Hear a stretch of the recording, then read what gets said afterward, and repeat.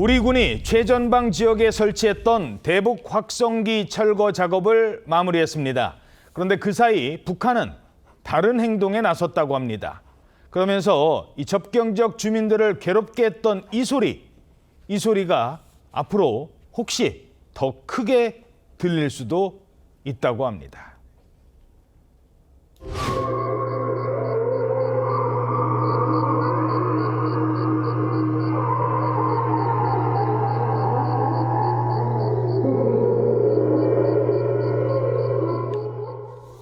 자, 우리는 대북 확성기를 철거했는데 북한은 대남 확성기를 더 늘렸다고요? 네, 저희 TV조선 단독 보도로 알려진 내용인데요. 지난 6월 우리 측이 대북 확성기 방송을 중단하자 북한도 이에 대남 확성기 방송과 방해 전파 송출을 중단한 바가 있습니다.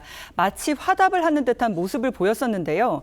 하지만 북한은 이후 전방 지역에 설치돼 있던 대남 확성기 증설에 나섰던 것으로 드러났습니다.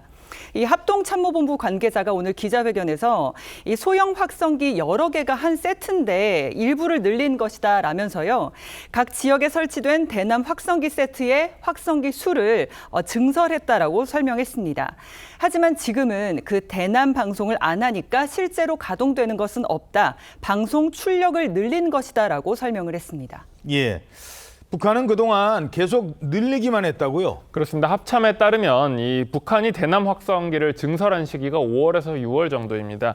우리 군이 대북 확성기 방송을 중단한 이후에도 증설 작업이 이어진 것으로 전해지고 있습니다. 합참 관계자는 우리 군의 대북 확성기 철거 전의 활동이며 기존부터 준비해오던 이 대남 확성기 출력 증강 활동으로 보인다 이렇게 설명했는데요. 우리 군은 지난 4일에서 5일 사이 전방 지역에 설치된 고정식 대북 확성기를 철거했습니다. 그렇지만 북측은 아직 대남 확성기를 철거하지 않은 것으로 전해지고 있고 합참 관계자는 북한 대남 확성기 철거 여부에 관한 질문에 정비하거나 일상적인 모습이고 철거는 안 했다 이렇게 답했습니다. 자, 이런 가운데 한미 정예 연합훈련 을지 자유의 방패 연습이 오는 18일부터 실시가 됩니다.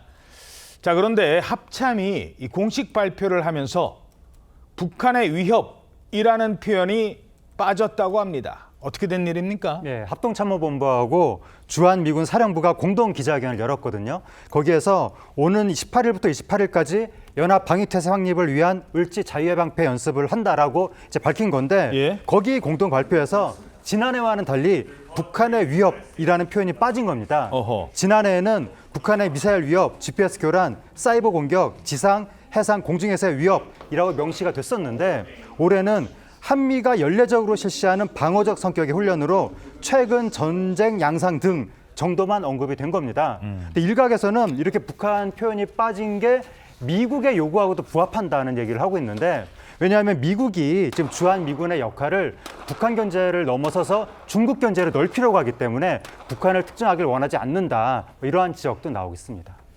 자, 북한의 최근 동향이 담긴 위성 사진이 확인이 됐습니다. 영변 핵단지 오랜만에 들어보시죠. 일부 원자로에 대해서 지금 대대적으로 보수 작업을 하고 있다고요?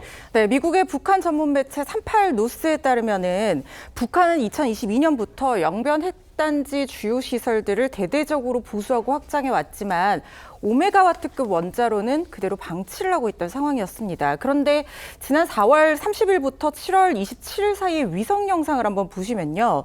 최근 몇 달 사이에 오메가와트급 원자로의 지붕 그리고 외벽에 쌓여있던 녹과 흙이 제거되고 주변 지원 건물에도 지붕이 새로 설치되는 등 대대적으로 보수를 하고 있는 것이 확인이 된 겁니다. 그 사이에 이 오메가와트급 원자로에서 구룡강으로 더운 물이 계속해서 배출이 됐거든요.